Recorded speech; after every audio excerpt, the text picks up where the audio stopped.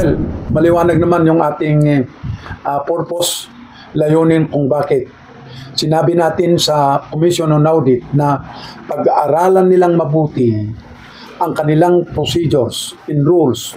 Yung ginagawa ng kuwa ngayon, post-audit, gusto sabihin, matapos po na muna na nakakulikta yung mga kontraktor at diyan sila i-audit. Maling-mali sa tingin ko yan.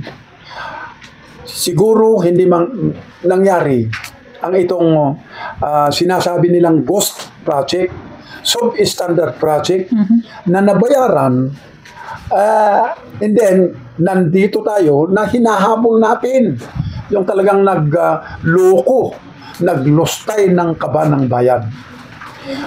So sabi ko, pag-aralan nila, parang ibalik nila ang pre-audit as mandatory requirement ng payment of any contract with government.